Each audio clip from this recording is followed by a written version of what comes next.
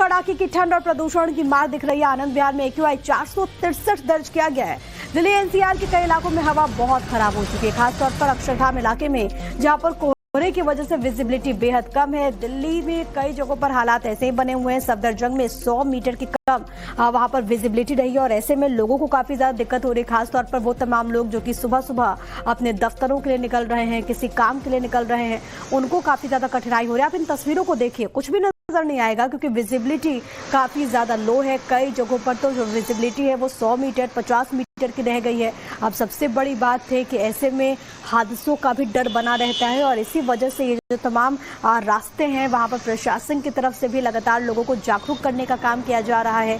दो तस्वीरें हैं, आनंद विहार और अक्षरधाम। अक्षरधाम में तो विजिबिलिटी बिल्कुल शून्य हो चुका है, आपको कुछ भी नजर नहीं आएगा और इसी तरह से जो लोग हैं उनको सबसे ज्यादा दिक्कतें हो रही हैं, वाहन चालकों को दिक्कतें हो रही हैं।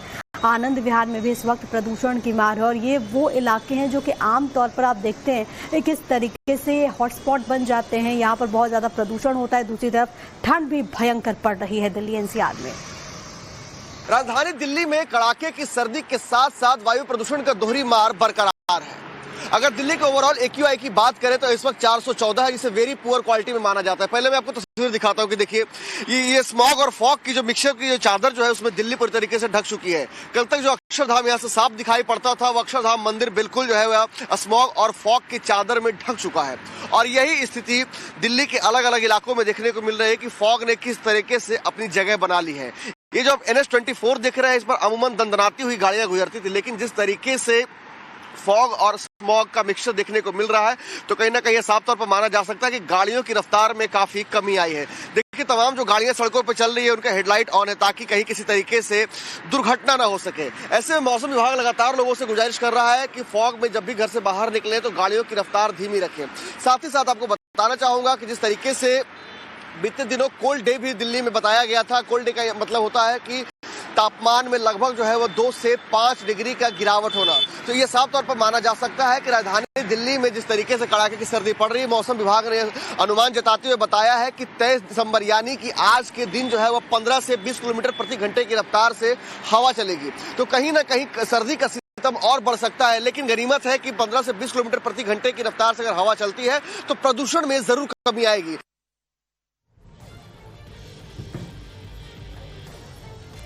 तो ग्राउंड जीरो से हमने आपको रिपोर्ट दिखाया कि किस तरीके से लोगों की दिक्कतें बढ़ रही है, इस वक्त हालात क्या बने हुए हैं। अब आपको सीधे ले चलते मेरी सहयोगी भावना किशोर के पास। भावना, तस्वीरें बताते चलिएगा कि इस वक्त दिल्ली में क्या हाल है, क्योंकि लगातार लोगों की दिक्कतें बढ़ रही हैं। ये भी दर्शकों को जानकारी दीजिए कि सरकार की तरफ से अभी तक क्या कदम उठाए गए हैं। बिल्कुल, जिस तरह से पिछले कुछ दिनों से राजधानी दिल्ली में बहुत ज्यादा प्रदूषण देखने को मिल रहा है, फिलहाल आज तो सीवियर कैटेगरी में AQI लेवल पहुंच चुका है क्योंकि 400 से ज्यादा अधिकतर स्टेशन पे दर्ज किया जा रहा है। इस वक्त हम अक्षरधाम इलाके मौजूद है। ये हॉटस्पॉट माना जाता है। पटपड़गंज का ये पूरा जो इलाका है, यहाँ से लेके नोएडा और अगर बात करें पूरा ITO, यहाँ पर जो AQI लेवल है वो 400 से ज्यादा। फिलहाल आप नेशनल हाईवे की तस्वीर देखिए, आपको यहाँ पर घना कोहरा, साथ ही साथ स्मॉग जो है वो आपको यहाँ पर नजर आ रहा है। लिहाजा जो लोग यहाँ से सफर करते हैं वो ये बात महसूस कर सकते हैं। फिलहाल सुबह जो पालम एयरपोर्ट, दिल्ली पालम एयरपोर्ट की बात करें तो वहां पर विजिबिलिटी 50 मीटर की रही है। वहीं दिल्ली में अगर बात करें विजिबिलिटी जो है वो 100 मीटर के आसपास दर्ज की गई है। दिल्ली के अलावा उत्तर भारत के कई इलाकों की अगर बात करें, चाहे बरेली हो, प्रयागराज हो, बनारस हो या फिर जम्मू का इलाका हो, वहां पर रहने वाले लोगों को एहतियात बरतने की जरूरत है। बहुत शुक्रिया आपका भावना, तमाम बातचीत और जानकारी के लिए।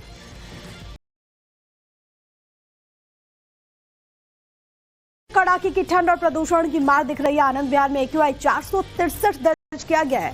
दिल्ली NCR के कई इलाकों में हवा बहुत खराब हो चुकी है, खासतौर पर अक्षरधाम इलाके में, जहां पर कोहरे की वजह से विजिबिलिटी बेहद कम है। दिल्ली में कई जगहों पर हालात ऐसे ही बने हुए हैं। सफदरजंग में 100 मीटर की कम वहां पर विजिबिलिटी रही है और ऐसे में लोगों को काफी ज्यादा दिक्कत हो रही है। खासतौर पर वो तमाम लोग जो कि सुबह सुबह अपने दफ्तरों के लिए निकल रहे हैं, किसी काम के लिए निकल रहे हैं, उनको काफी ज्यादा कठिनाई हो रही है। आप इन तस्वीरों को देखिए, कुछ भी नजर नहीं आएगा क्योंकि विजिबिलिटी काफी ज्यादा लो है। कई जगहों पर तो जो विजिबिलिटी है वो 100 मीटर 50 मीटर की रह गई है।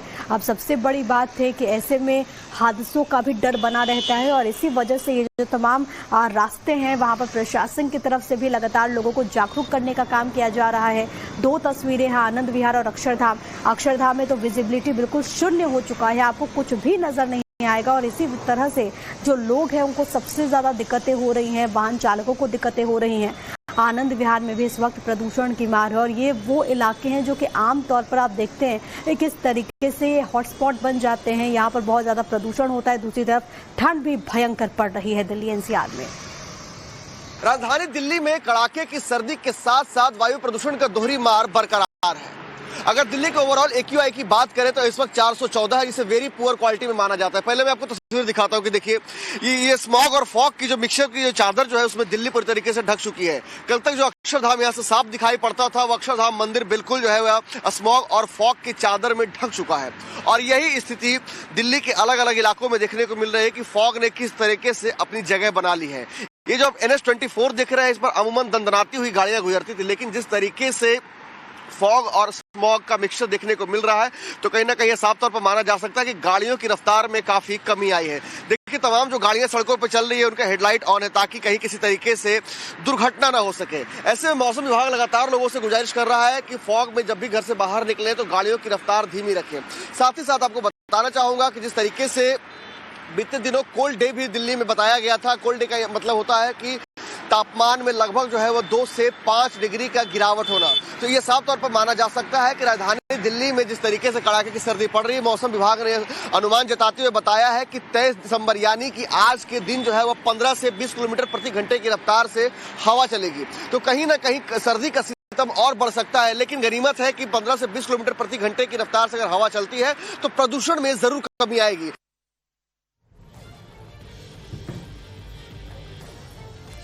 तो ग्राउंड जीरो से हमने आपको रिपोर्ट दिखाया कि किस तरीके से लोगों की दिक्कतें बढ़ रही है, इस वक्त हालात क्या बने हुए हैं। अब आपको सीधे ले चलते मेरी सहयोगी भावना किशोर के पास। भावना, तस्वीरें बताते चलिएगा कि इस वक्त दिल्ली में क्या हाल है, क्योंकि लगातार लोगों की दिक्कतें बढ़ रही हैं। ये भी दर्शकों को जानकारी दीजिए कि सरकार की तरफ से अभी तक क्या कदम उठाए गए हैं।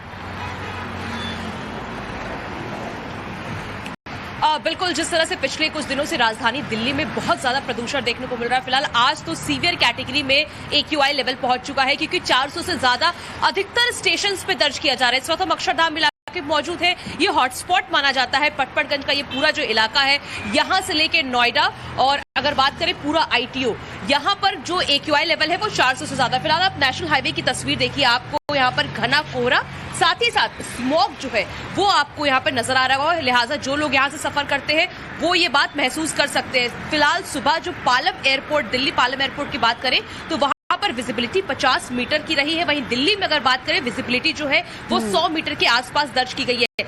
दिल्ली के अलावा उत्तर भारत के कई इलाकों की अगर बात करें, चाहे बरेली हो, प्रयागराज हो, बनारस हो या फिर जम्मू का इलाका हो, वहां पर रहने वाले लोगों को एहतियात बरतने की जरूरत है। बहुत शुक्रिया आपका भावना, तमाम बातचीत और जानकारी के लिए।